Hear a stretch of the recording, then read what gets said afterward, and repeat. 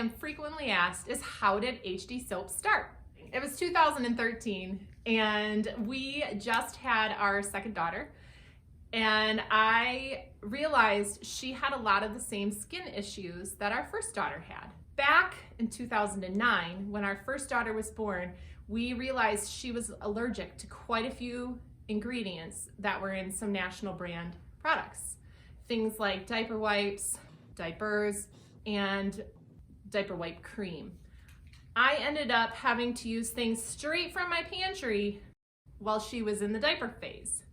As soon as I realized that our second daughter had some of those same issues, I was kind of playing around with some soap making and some balm making and realized I didn't have to use coconut oil straight out of the jar. I could add beeswax to it and make a nice balm, which provided an extra layer of protection when she wore her diaper. And that is how our coconut balm came into action.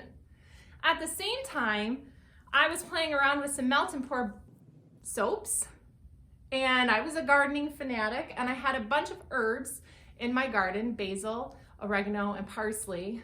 And I had also been reading a Martha Stewart magazine because I love magazines. And she had an example of a whole bunch of things you could add from your kitchen, put it into a melt and pour soap base, and make these beautiful bars of soap. So I made our gardeners. At the time, I was in direct sales myself, and I was able to take these and give them away as extra host goodies as a thank you for people who threw parties for me. What I didn't know is that people were gonna love this. They were gonna love this soap so much that that Christmas season, I also decided to sell some. That Christmas, it was so exciting, I took a break. I was tired. But I didn't expect in January to get orders for soap. And that made my heart even happier, but I had to put those people on a wait list because soap takes a while to cure and to make and to wrap. And so my very first customers were willing to wait, and I thank them for that. These two simple products have grown our product line to what it is today, and people wanted more than soap and balm. And that's when, in 2014, we came out with our very first scrub. This past summer, we took it out of the vault and re-released it, and that was a very fun thing to do. But I was just playing with some simple Epsom salt, coconut oil again, and my very first foray into essential oils. And I chose lemon for this one.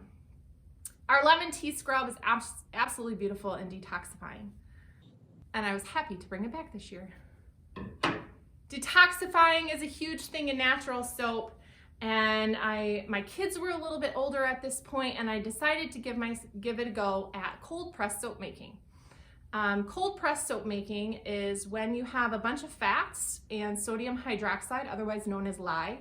Often people do it in their kitchen, in their home, and it's a beautiful way to make handmade soap, and you can know exactly what's going inside of it. And that was the part that really made me feel good, is that I knew exactly what I was putting on my kids and giving my family for their skincare. Our very first bar of soap was a simple olive oil and coconut oil, and then it's grown from there, and we've had fun things like fruit purees in there, a bunch of different micas and dye pigments, and we've even had our CBD line explode. But our very first from scratch soap that kind of blew up and took off was our activated charcoal. I wasn't quite sure how this great little black bar of soap would do, but it was clear that June that we released that this guy was never gonna go away. And it still remains to this day our #1 selling from scratch soap.